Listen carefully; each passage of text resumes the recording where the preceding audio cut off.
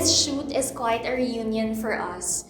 The first time we met Hannah was years ago when she'd model for the print magazine and later on star in our video shoots for Style Bible back then. When we saw how she's been making waves internationally, we were anticipating her return in Manila so we can shoot her cover. It simply had to happen.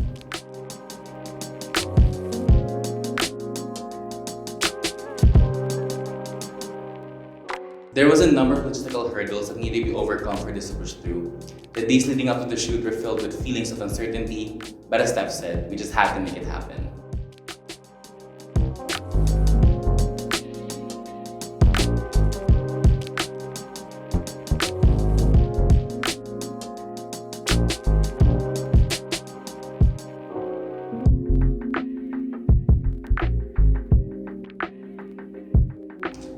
Putting together an on-occasion shoot like this was a struggle, no doubt. Add to that the searing heat of summer in Manila. It really tested how resilient we can be as a team, and I'm more than happy that I had a hand in helping it come together.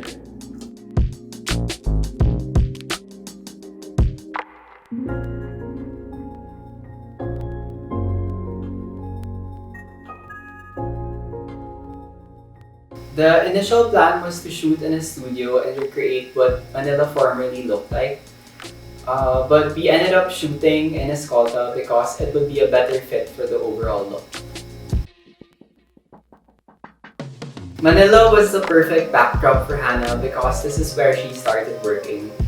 We made sure that the art direction showcased her skill and how flexible her look is. The clothes we chose for Hannah had a nod to retro aesthetic to fit the vintage feel of Escolta. We had Hannah wear pieces from Balmain, Versace, and Fenty, featuring their timeless and iconic prints. I think my most memorable moment of the shoot was dressing Hannah in the car. We were in between layouts and she was such a trooper, changing clothes in the car, her long wig heightening the sweltering heat. Hannah didn't complain for one bit and just went with the flow. It was so easy working with her.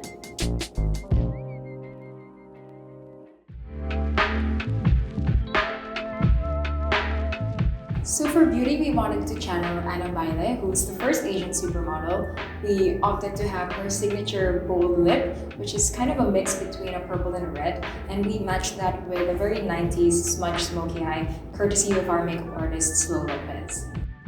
For hair, our hairstylist Mikey Arcana put Hannah in a long sleek wig and just played around with the length by switching to a ponytail after. We also couldn't not show Hannah's signature haircut, so we let it shine for the last look and styled it in a very modern 70s inspired way. Hannah pulled everything off. She was such a trooper and we're so happy with how the looks turned out.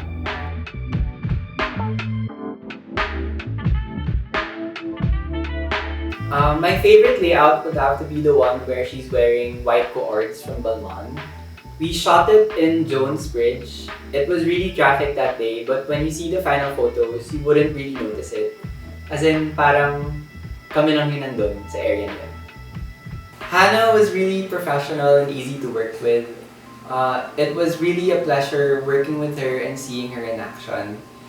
This shoot was really challenging, but I really had fun doing it, and I think the whole team really did a good job.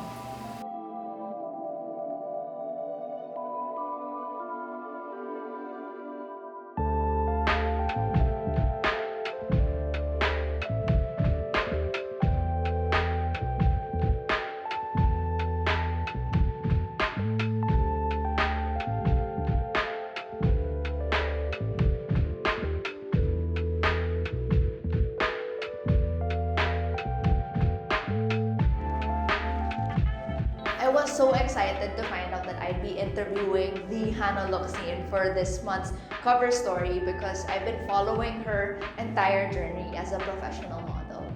I actually don't know Hannah personally, but then I used to see her in high school and was intrigued by this tall and lanky girl who seemed a bit shy. So it's pretty cool to see how far she's come.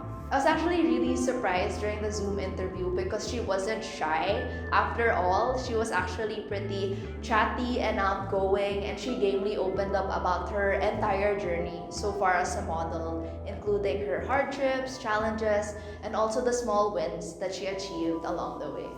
It was eye-opening to see how bubbly and optimistic she actually is because it paints a different picture other than the Gucci girl that we typically brand her to be. She's a hardworking professional model who's serious about the career path she's chosen.